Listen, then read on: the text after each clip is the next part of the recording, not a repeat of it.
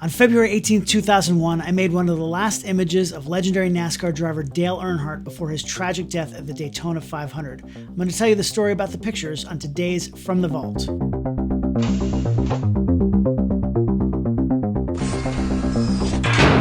Hey, welcome back. Thanks so much for joining me. I'm David Bergman. As you probably know by now, what I'm doing on this show is pulling an image or set of images out of my 30-year archive and telling the behind-the-scenes story of how those images came to be made. Do me a favor and hit that subscribe button. Also use the little bell icon. You'll be notified as soon as new shows come out every week. Also, to support this show, I'm offering for a limited time, I've never really done this before, fine art prints that I'm hand signing as well, printing them on really nice gallery matte paper, 11 by 14 prints of the images that I feature on the show. You can check that out at davidbergmanphoto.com. I really appreciate you doing that. All right, let's go back to 2001, early 2001. I had just left the Miami Herald. I had been at the Miami Herald as a staff photographer for nearly 10 years and had left the magazine to left the newspaper to move to New York City. Now, I had done some freelancing for Sports Illustrated in the past and was certainly hoping to continue that trend when I moved to New York. They were still shooting film, either slide film or negative film. But since I had been shooting digital for a few years at the newspaper, they really wanted me to help them incorporate digital photography into the magazine's workflow. 2.5 weeks after I had literally landed in New York City from Florida, they sent me right back down there to cover the Daytona 500. Now, let's be clear. I am not a NASCAR shooter. It's not something I really knew anything about going into this. The magazine had multiple photographers who specialize in that kind of photography and racing photography, and they had been doing it for decades. 3 or 4 of those photographers were already assigned to cover the race. So why add me at the last minute? I mean, those photographers had known for months they were going, and then just at the very last minute they added me. Why did they do that? Well, the race was on a Sunday, and they told me just to go shoot what I wanted on using film like they were and the other photographers were on that day. But they also wanted me to bring digital gear with me just in case there was a rainout, for example, or something else that would push the race to happen on Monday or for something to happen on Monday. You see, the way the weekly magazine works is they close on Monday, and Monday evening, really, the magazine's pretty much done. So that means everything needs to be in before then. When they're shooting film, it's really difficult and could be very expensive to get pictures in to the magazine from anything that happens on a Monday. All the film that's shot all week long is flown in from around the country and processed at the lab inside the Time Life building in New York City. They don't do any of this anymore, but this is how it was almost 20 years ago. Most of the time that was no problem, since NFL football, for example, is on Sunday, and they could do their layouts on Monday. After they came into the office, the editors would come in on Monday. By that time, the film had all been processed and was ready to be laid out in the magazine.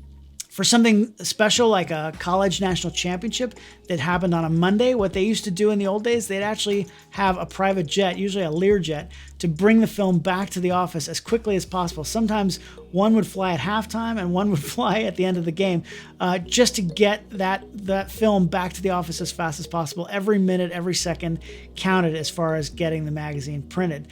So I was really at the Daytona 500 just in case something needed to be photographed on Monday. I didn't ever really think it would happen. What could possibly happen, right?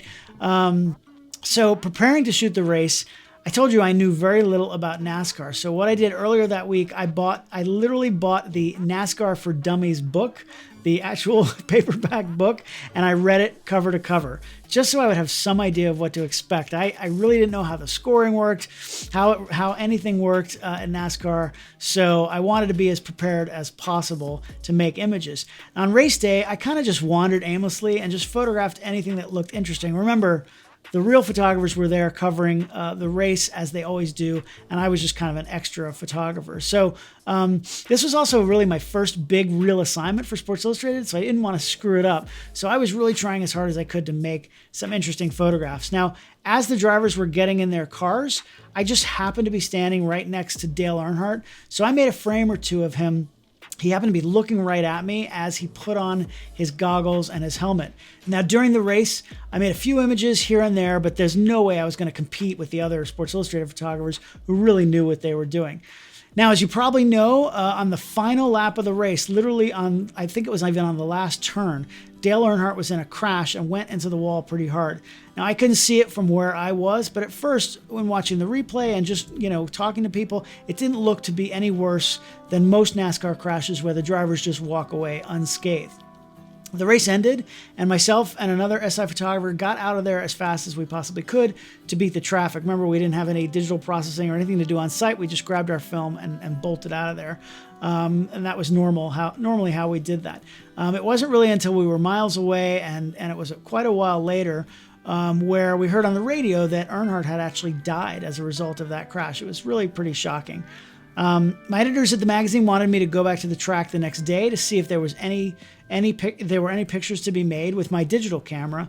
The other SI photographers all flew home because, of course, they were only shooting film, so they weren't going to be of any value on Monday to be there. So I went back the next morning, and of course there were fans coming to the track to pay their respects. People were crying, they were laying down flowers on the wall there, and they were writing messages all along the track. It really was quite an emotional scene to be around.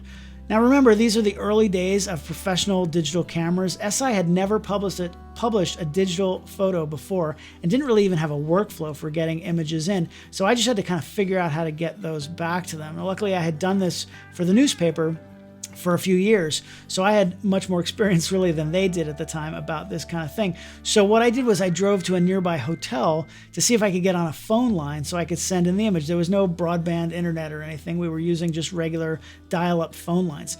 Now, all the rooms at that hotel were sold out, but I convinced them to let me use a phone jack literally in the lobby so I could connect my computer, whatever, probably Apple small Mac laptop I was using back then. It was probably weighed as much as an anchor. But anyway, I'm pretty sure I was only shooting JPEG files at the time. If we even had RAW files then, I probably wasn't shooting them. So I just did some very basic toning and color correction and transmitted those in using probably FTP. Each JPEG, the phone lines, remember, were very slow. So each JPEG probably took 20 or 30 minutes just to send. So I really only got 2 or 3 pictures in before we just ran out of time. My editors, however, were so happy to get an image from the memorial into the weekly magazine. They did run one of those pictures. And I think it was actually that event that got them to see the real potential of digital photography. And then I went on to work with them to get all their photographers to switch from film to digital over the next 2, 3, 4 years. But the lead image in the story actually turned out to be my shot on film of Earnhardt right before the start of the race. It seems a bit more eerie in hindsight looking at it, with him literally staring down the barrel of the lens at me and also at all the readers of the magazine. Now, while I was happy that I did my job and it helped catapult my career at Sports Illustrated, I would have much rather had it happen another way without, of course, such a tragic accident. But sometimes as a journalist, as a news photographer, that's just how it happens sometimes, and you still have to document, what's happening. So that's the story behind this picture.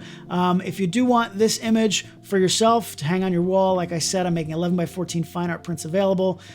These are gallery quality matte paper. I'm hand signing them, and 11 by 14 prints. You can check those out at davidbergmanphoto.com. Also, some of the other images I've done on this From the Vault show as well, so you can check all of those out there. Thanks so much for listening, for joining me. I appreciate it. I hope you'll come back every week. Remember to subscribe. I'll be back with a new image, hopefully not quite so tragic, next week from the Vault.